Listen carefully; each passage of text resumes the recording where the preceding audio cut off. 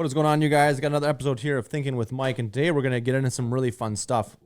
First thing, we're kind of running into we're in fall market or fall in Minnesota right now. It's the fall season, and we're starting to prep for the winter market as we go forward here. So we're gonna talk about how to prep and excel through the winter market, both business wise, so from a real estate perspective that plans on continuing to perform in the top 1%.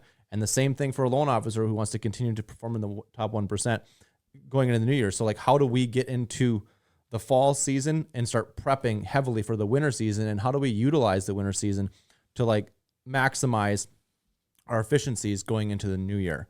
And then we're also going to get into personal topics, like how do we actually wade the waters in Minnesota from a personal perspective, which are two really, really big things that have taken a lot of just living life to develop the wisdom to approach them in a calm, effective manner. And it's fun because if you're from Minnesota, you know all the weird crap we Minnesotans do to stay entertained in the winter.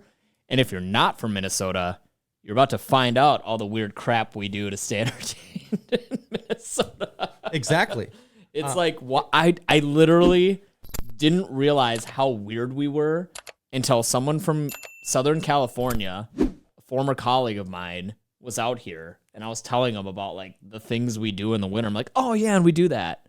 And they're like, the hell are you talking about? I'm like, exactly. Yeah, no, we do that stuff. It's crazy. We're gonna get into that, and then we're also going to get in, as you can imagine, vacations are part of that. Okay, It's a small part of that. Yep, but it's an important part of that. It is. So we're gonna get into vacations. What we learned. I just had a nightmare vacation. Just got back from. You get to learn about that.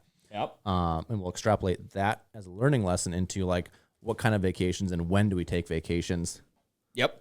To maximize them. And philosophy around it. And then of course, weirdly had a conversation about today. Of course, stay till the end, and we're going to do a quick market update because that's important to what's actually happening in the Minnesota real estate market. And if you want to move right now, or move is good for you, how do you maximize that? So we're going to sneak that in the end. Stay tuned for that. Yeah. Let's get going. Let's get into it. All right. So winter in Minnesota from a business perspective, and we're not talking, I'm trying to talk from the perspective of top 1% stuff, okay? Yep. So if you want to be a real estate agent, there's 20,000 real estate agents in the state of Minnesota. We're talking about the top 200, okay? Yep. And how do we stay in that? How do we utilize find someone. We should find one of those people. I don't know where we could ever find one of them. It'd be crazy. Oh, hi, it's you. Nice to meet you. Was that organic enough? Yeah. And then from a loan officer's perspective from the same realm, okay? Uh-huh. All right. So first and foremost, and this goes whether you're entering the business, looking to get in here, or you've been in the business for a long time, it's that you really need to focus on being very, very wise with your resources, both capital and otherwise, through the selling seasons, right? So spring, summer. Yes. As it comes in, you need to really be paying attention to that so that you have heavier reserves going into the wintertime, because we don't convince people to move at any time. All we do is at a high level find people who want to move in the marketplace and then streamline that at the highest possible perspective, right? Yep. So I'm going to reiterate that again. As a salesperson in real estate, it is not our job to call people and convince them to move. It's to call people and find people who want to move right now or who would majorly benefit from that, okay? Yep. So as we're talking about the selling season versus the off season or the fall and the winter, there's always going to be people who want to move. There's just going to be way more in the spring and summer markets. So the money's coming in more aggressively. Now in the winter markets, there's going to be a lot less people who want to get out there and buy and sell real estate. There's a lot of reasons for that. We have, it's cold outside. It's annoying to move in the winter. Mm-hmm. We have a bunch of holidays. Yep. And we're in the heart of school. Okay. It's tough to uproot children to make a move in the middle of the school year. Yes. All right. So we are going to find people to buy and sell in the winter. There's a lot of reasons to move in the winter time, but more than anything, we're going to be spending our time prepping for the new year. So you have to be able to handle that with grace. And the anchor of that is having enough reserves to weather the storm and to continue your lifestyle, whether or not you find people to move right now. Your honest assessment, opinion, and I can't reiterate to the viewers, and some of you are in this in this industry that are watching this. As a matter of fact, I'd say I might be even like 50-50, but my opinion, correct me if I'm wrong, as far as like personal financial health and wellness go, how do you rate real estate and loan officers as in relation to the rest of America? What do you mean? How do you feel like the vast majority, not top 1% performers or 5%, how do you believe in general real estate agents and loan officers are in their own personal financial health? Do you rate it poor, average, great? So I'm going to say average, okay? And by average, I mean terrible, okay? Because the average person has no idea how to manage their finances, okay? And the difference between and this is why I mean terrible, average finances, most people live paycheck to paycheck. The money comes in, they spend it, but they know another paycheck's coming in and it'll cover the future bills, right? Yeah. We don't really most of the world does not operate on a buffer, right? Of reserves, then invest extra, okay? The problem with real estate agents is that check is not a salary check. Okay, so when you operate on the average perspective of paycheck to paycheck, that is average, that's normal. That's a huge problem when you're in real estate because somebody who's not performing at a super high level and getting, 3, 5, 6, 10 closings a month, you can actually zero goose egg several months in a row. And it's not necessarily an indictment. It kind of is, but it's not necessarily an indictment. I actually feel the same about like in general, like loan officers. You know what I mean? Like same kind of thing. It's an ebb and a flow, and it's like this big wave, and then it's this big valley, and then this big wave. So I think, and the reason why, like as a consumer, that's important to you is because I feel that real estate agents and loan officers that are operating from a position of personal security advise better. Yeah. Period. And again, I'm not saying you can't do this, perform this job at a high level without that. I mean, there are some people that can just shut that off and advise you well, but I feel like having a plan, and this is me speaking to like the loan officers out there and to the real estate agents, it's like, we talk about it all the time, create a plan, like take care of your stuff, and then get out in the market and help those people along the way, because we are walking alongside people in an extremely delicate part of their lives and transactions. So I think that's important from a business perspective. How we stay consistent and build is that we're hyper aware, and we don't. I tell people, like, just don't lie to yourself. Like, we are going into typically the slowest time, and compound that with we're also in one of the slowest activity markets. Not slow in that this is a bad time to buy or sell. It's just this is economically and numbers wise and data wise one of the slower markets at the slowest time of the year. So like we need to be prepared that we need to be staying consistent. We need to be pouring into the things that we know let's are earmark important. that. So number one, be financially stable, sound. 6 months reserves at a minimum, okay? I would lean more towards 12-month because if you want to have room in the budget to cut big checks for nice marketing, right? Mm-hmm. So if you get too close to, you get around the 3 to 6 month, that may be fine paying your mortgage, but are you going to be able to pay for like the big stuff to really push your? So number one, finances. So let's get into the next thing about being consistent. I think being consistent, and it's actually funny. You and I get into fights all the time. It's kind of hilarious. Like this is a good opportunity to tell everyone. Like, by the way, a good partner is somebody who you can fight with. Yeah. It truly, honestly, yes. Anyways, if anyone has a good partner for me, let me know. No, I'm just kidding. For real. Same thing with marriage. But we do. Our relationship is a lot like marriage. It's weird, isn't it? But I think, I agree. I think a good partner is someone that you can be like, hey, I need you to stop being an idiot for 5 minutes and just calm down. And you've had to do that to me a couple times. Because if you were to look at the two of us, I know it doesn't seem like it, and I know all of you will agree, but believe it or not, he is the calmer of the two of us. It doesn't seem real. When I tell people that too, I'm like, it doesn't feel real, but when it comes to being still and like making a good pragmatic decision, I'm actually not your guy.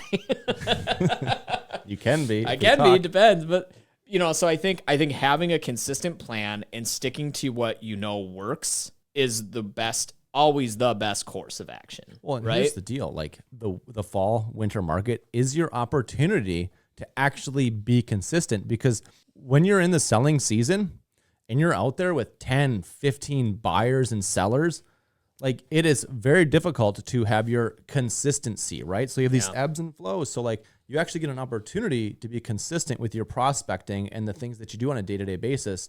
I mean, as much as any real estate coach wants to tell you, like time block here, time block there, like those dudes are just selling like this weird system to get you to pay for their coaching. Like I'm telling you, you just do the best you can with prospecting, and fall and winter time is your opportunity to actually be consistent, because you're not being overwhelmed by the major revenue generating activities. Yeah.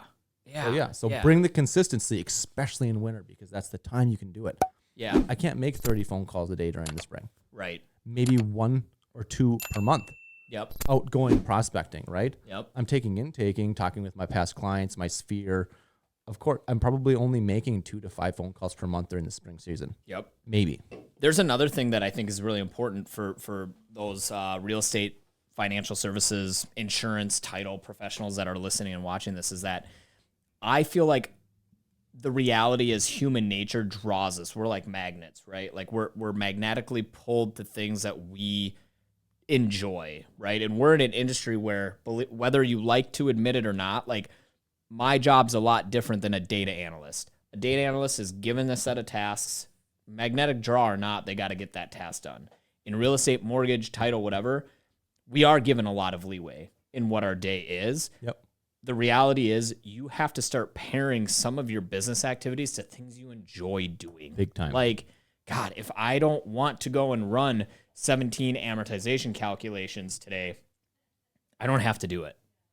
And frankly, I don't want to do that right now. If a client needs it, go for it. Well, then you enjoy it. Then right? you genuinely enjoy it. I love it when a client needs it. But if I'm just like baseline running, like 1, 2, 3 Main Street, here's an AM schedule, nah.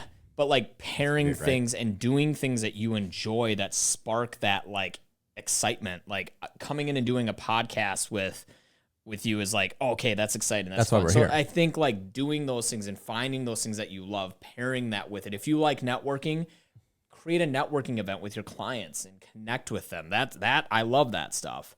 And then personal, we do have to talk about personal in Minnesota. We will. Do you We want to haven't talk more about checkmarked this business? yet. Oh, I'm sorry. Number 2 is Number 2. consistency, asterisk, while you can, right? While it's easy to be consistent. Yep. Okay. Of course, we try this during the selling season. I'm saying consistency while you can. Go for it. And then the third thing that you got into is really like do the things that you enjoy. Like look at our numbers for the podcast, okay? We're killing it. Like there's not a lot happening, okay? I'm doing this because this is a lot of fun. I really enjoy it. And I'm speaking to a small group of people that are really important to me. And This so podcast brought to you by Monster. yeah, no. Please. Please. It's like do things that are fun. Like I'm telling you, like it doesn't have to be something that's like overly successful or whatever. Like if it's fun, like do it. That's why we're here. Yep. And this costs me money like constantly, and it definitely doesn't pay for itself. So it's not necessarily as straightforward as you may think. Yeah, but it's fun. And it is because fun. it's fun, we enjoy doing it. Like we're going to keep doing it. Yep. And it's going to grow because we love coming on and talking to people about the things we're passionate about. Totally. God, there's a fourth that I saw that I can't think of it. It's gone. It's gone, huh? Yep. Which is great because I want to talk about ice fishing. So. Okay. Okay, so we had this is my favorite thing, okay? When someone from out of state comes to Minnesota, and I challenge you all to do this to them, okay? Ask them if they understand the concept of ice fishing. I remembered it. Hold on. Can we go back? I guess. Okay. We'll get to ice fishing. It's worthwhile, okay? Refine the way you do things and elevate it. This is your time to not be in the motion. You don't really want to making fly by the seat of your pants adjustments to your listing appointment, the way you make phone calls, all those types of things. Like fall and winter is a good time to get with your sphere. Our team is wonderful for this, right? We meet every Monday and we go through all these things. And then we collaborate together all week. Elevate your listing appointments, okay? But don't be overly critical because as you go on listing appointments in the wintertime, your signing ratio is going to go lower, right? Mm-hmm. And so, like, be careful with that as well. So refine your processes. Yep. Okay. ice fishing. Yeah. If you have someone that comes in from out of state, typically, and it's way more fun with warm weather states, ask them if they understand the concept of ice fishing. Okay? The answer is incontrovertibly going to be not really. You go out in the middle of a frozen lake and you drill a hole, which seems pretty idiotic. Yep. And you stick a pole in there, and then you sit there for 4 to 6 hours. And then you heat the inside. Won't the ice melt? It like seeing them go through the motions of trying to understand it. So I was explaining this to someone that came in from Southern California. And as I'm explaining it and defending it, I realized how ridiculous it was. And then I went home and thought about all the other crazy crap we Minnesotans do in the wintertime. And I don't know. Hold on. By the way, while you're out on the ice, while you're doing that, a super steamy, balmy day for this is 30 degrees out. Oh, that's hot. Yeah, that's hot. That's hot. Like, you're not even under a tent. Yep, and you're taking if layers it's 30 degrees off with the sun, you're just sitting on a bucket. So we're doing all of these things, and it's probably somewhere between 0 and 15 to 20 degrees. I mean, negative. Yep. I mean, all the times I've ever been ice fishing, it's negative. Yep. Okay. And I'm not going to lie to you. It's not, I hope my father-in-law isn't watching this, but like, it's not really my jam, but there's nothing else to do. So I will invariably, is plenty to do. I will, at some point, you'll find me out ice fishing at least 5 times this year because it's just like, I mean, we have 5 months of cold. Yep.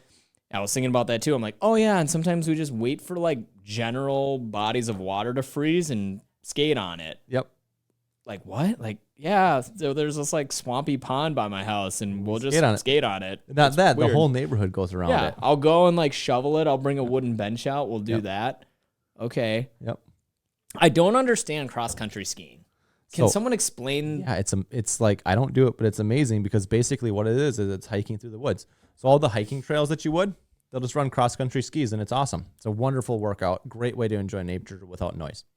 Okay, it's phenomenal. You say so. But it's just funny that like we think Mike skiing? And I. Okay, let's not forget about skiing, snowboarding. Skiing and snowboarding. All these hills around here that you can go to, and you just bring it up to the top. I'm just saying that there's things that you do. Snowmobiling. I do not understand the fun of snowmobiling. Oh my god, I did it. Best. Oh, dude, it's so cold. I was on it for 35 minutes. Knuckles. I'm going to teach you something right now, okay?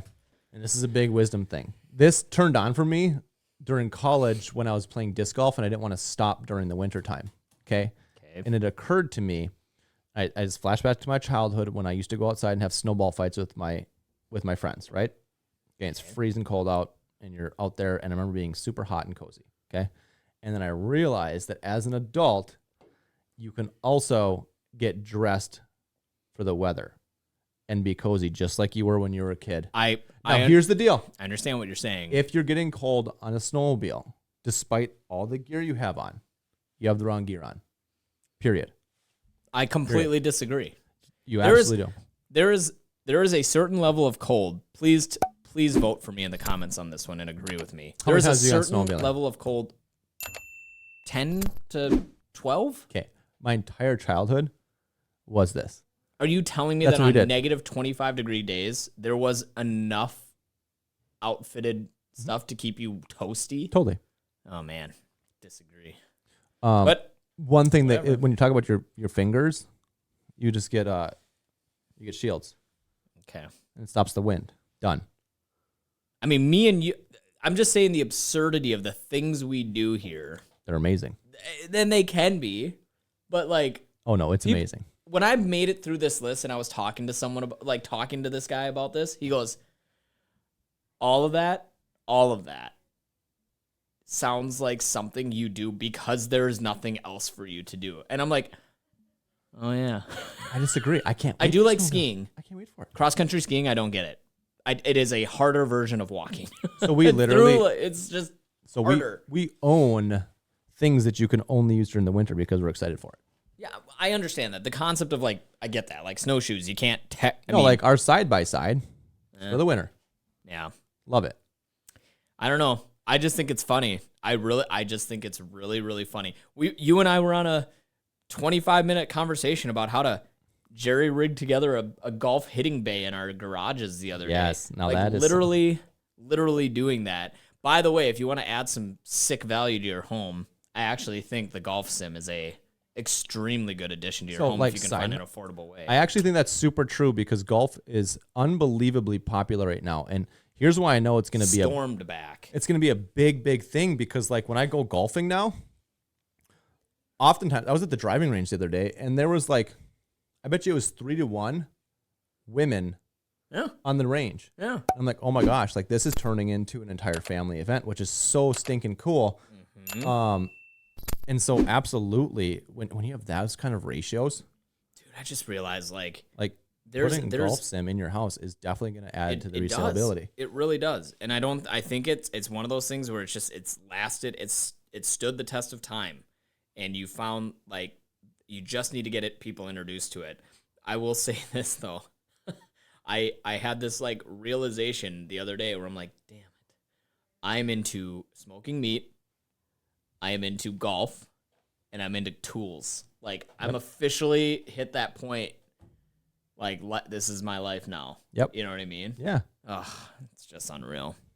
So anyways, I just think it's fun being from Minnesota and from these cold states and realizing that you're in sub 30-degree hell for, 5 months, and the things that we do to get creative around it. It's amazing to me. It really is. It's really just kind of funny to reflect on that. Okay, but we told you we'd talk about vacations. We did, and you just had the greatest family vacation of all time. Mark it down.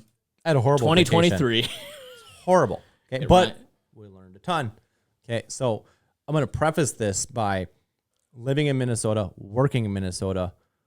Warm vacations in the wintertime can be very, very life-giving. Yeah. Very important. Yes. Very good. Get that vitamin D. But we were talking about this morning, they have to come from a perspective of fruitfulness, okay? Yeah. We cannot be putting our vacations on credit card bills that we cannot pay in cash. Mm-hmm. Okay, so I'm not saying don't use your credit card to pay for but if you can't pay for it, pay it off, then you're not ready to go on a vacation, okay? Because these things have to, especially if we're talking about real estate. Mm-hmm. Even if we're not, you can't borrow 22% on a vacation. That's insane. Interest only. So they have to come from a perspective of fruitfulness because honestly, like you're not even going to enjoy it if you're outspending yourself. Yeah. And I'm not trying to tell people how to spend their money, but I will tell you something that we came to the conclusion of and like this realization of like, this goes back to people in our industry or outside of it, but like with vacations, just try to shift that perspective a little bit of have it be, instead of it being an escape, have it be a reward. You know what I mean? If you can shift that mindset of like, I need to get the hell away from my life. And again, there are situations in which I get that. I understand that. There is a place for that.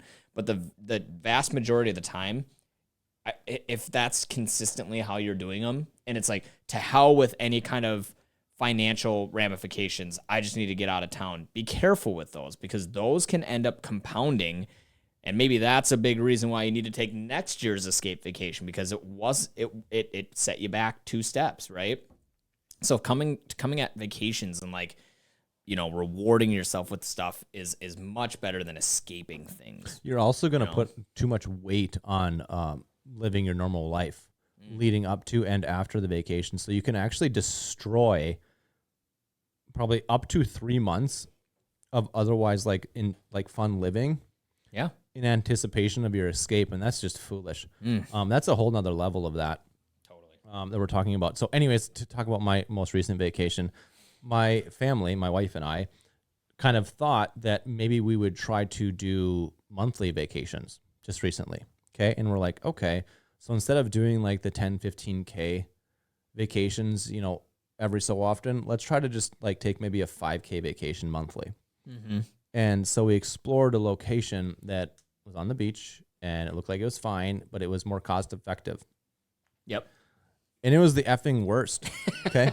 You were so but it was so cool that we learned this lesson like right away. And it was all around bad. Let's like see if I could find the text. Our original like flight got delayed. And so we ended up having to take 3 legs of a flight. So a flight that was supposed to take 6 hours took literally 14 hours. And then we get to this place and it's like Walmart and a carnival had a baby.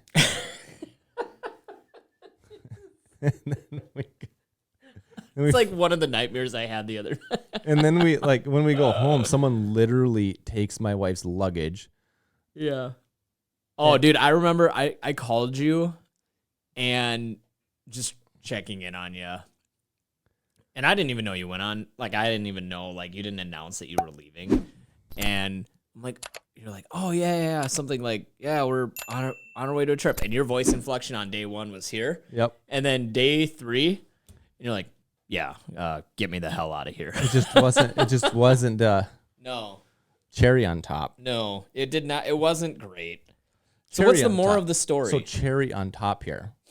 We have a cleaner come to clean our. We keep our house quite clean. Anne-Marie likes to clean our house. It's something that she enjoys to do, but we all have blind spots. So we're like, you know what? Let's get a cleaner, and maybe they'll hit the stuff that we just don't see. Okay.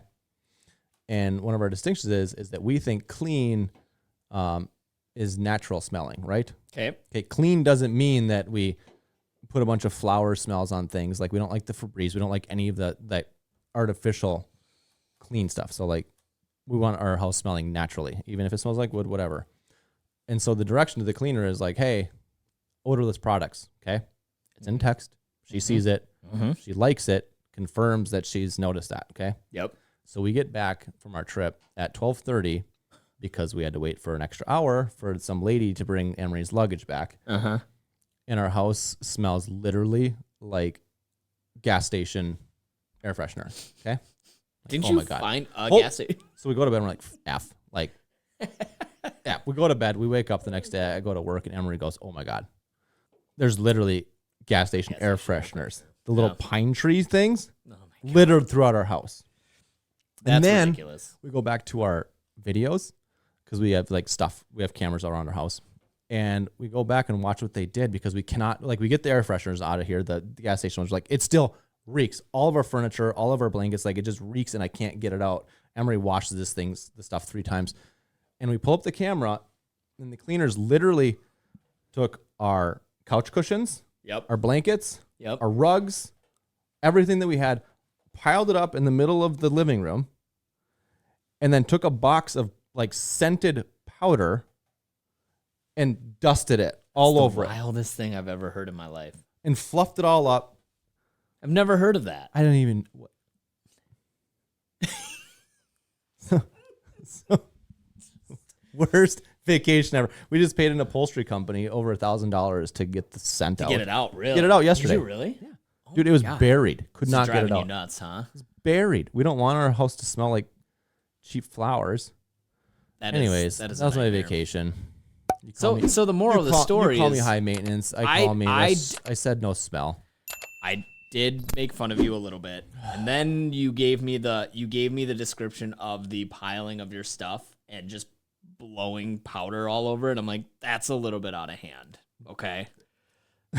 That's a little bit ridiculous. Oh, you mean I didn't get you at the gas station? That is not ideal. Pine tree. And I want everyone to know that if you're thinking what I'm thinking right now, the answer is yes. That is correct. Michael does not wear deodorant. He is the smelliest human being. Yes, all about do. All natural, yes, and it is not ideal. No, I'm just kidding. Anyways, so the moral of the story is, and it was crazy that Ken literally had the same realization, is that if we're gonna do trips, let's do ones that like really. It's better to do less than it is to do more, and do ones that really, really match, because you at the right time too. Like doing them when you can fully pour in and enjoy them. Totally. And not be stressing about how you're gonna. So our family had decided, you know what, we're gonna go, February, March, peak season. I don't care, and we're gonna go to a place that we really, really like. Decorah, Iowa. And it's Decorah, Iowa. Maybe make it to North Dakota. I don't know. And we're actually gonna enjoy a trip and actually get that intimate family time. Yeah. That adds life to you. Period. 100%. Let's talk about the market, because we've gone over here. I don't wanna. We're gonna. Okay. I know you lost me. I lost you at 25. The market. So here's the deal. Interest rates are a little bit higher than they were before. The jobs report came out, And I'll be honest with you guys, it's kind of like it's wonky donkey. Up is down, left is right, in some of these like indexes and some of these forecasting tools. But at a time where we add 336,000 jobs, you would think that that's a good thing. And believe it or not, I don't think we can show it, but like the markets are way up. Like the Dow's up, the S&P, NASDAQ, it's all green across the board. Okay, jobs being added, that's typically a good thing. You pull up a mortgage bond today, and they're like, didn't like it. You know what I mean? It's just this wild, weird decorrelation to each other. And a lot of that's because the jobs being added right now, weirdly enough, it's not about job growth, it's about wage growth. And that's one thing we have not tackled. That's one thing that is not improved. Inflation is still what it's going to be. No number of jobs is going to fix that problem. And so when you look at it that way, you can kind of understand why like the mortgage-backed security market's like, nah, we don't like that. We don't necessarily want to miss our forecast on jobs. It means that we don't have a good handle on it. So you are seeing rates in that like mid to high sevens. You know, you are seeing them progressively going up. So I don't want to paint this with a rose-colored brush and tell you everything's great in the rate environment. Historically, still well below average. I'm seeing for the first time ever, like that sellers are aware of the fact that the market is slowed down a little bit, and advantageously for my buyers, they're getting homes. I wish we had that Warren Buffett clip. We can't play it. There's this insanely cool clip about Warren Buffett and why purchasing real estate during an inflation period is a wonderful thing, and he perfectly captures exactly what I've been trying to say about why real estate is such a great vehicle for combating inflation more than any other vehicle that I think we have out there. And yeah, so a 30-year fixed mortgage on a leveraged asset, like a high leverage asset, is absolutely insane. But that's off. Doesn't matter. I mean, yeah, who pays 5% to control a $300,000-$500,000 asset? You get all of the upside. Yep. And if it drops, doesn't matter. You're fixed. Yep. Like, for God's sake, it's unbelievably powerful. From my perspective, representing buyers and sellers in the marketplace right now, it's actually been quite toasty. I've shifted to being a little bit more aggressive with my buyers recently, and they've agreed, right? They've wanted to be more aggressive negotiating for closing costs and money after purchase price, but we find ourselves in multiple offers, and we've actually had to pass on a few of these because like the market's actually a little bit more toasty than that. Now, we did get a call back on one, by the way, where the agent told me we're in fourth place, and this was an investment. Yeah, it's a duplex. I'm like, I see the effing spreadsheet. Yeah, and I'm like, dude, it barely works here. Like, we need to be careful. Like, let's not proceed. And I said, there's a really good chance that we get a phone call back here. Yep. And guess what happened? Got a phone call yesterday. Hey man, we had 4 offers, and all 4 of them dropped out before the inspection. I'm like, yeah, motherfucker, are you even looking at the spreadsheet? 8% on this. Anyway, it doesn't make sense. Yeah. So to do that. So I'm trying to be more careful. We may miss some shots on some stuff just because like we have to be careful with the marketplace, especially on investments. But we're still seeing it move, so it's great for sellers, right? It is. Yep. Now, if this guy would have been more careful, obviously we'd be working together. We'd be 2 weeks away from closing, but we're not, and we're going to start over. Yep. But we're seeing the market move and reduced showing traffic, but very, very serious buyers that are out there. A lot of cash. Yeah. Yeah. A lot of cash. Yep. So I would say, as always, if you want to move and you can afford to move, or you need to move and you can afford to move, like, let's get together and let's do this thing. Timing be what it is. We'll do our best in the marketplace that we're in. Period. There's value in any and all markets that you're in. There's going to be the finds that are going to be phenomenal investments. And again, just trusting that your agent has your back on these things. I cannot stress to you the importance of that. The longer I'm in this suppressed activity market, the more I'm realizing that it's really easy to be led astray. Totally. That's all. You can get carried away. Yeah. See you guys. Thanks for tuning in. Please like, subscribe, comment. This is awesome. See you soon. Bye-bye.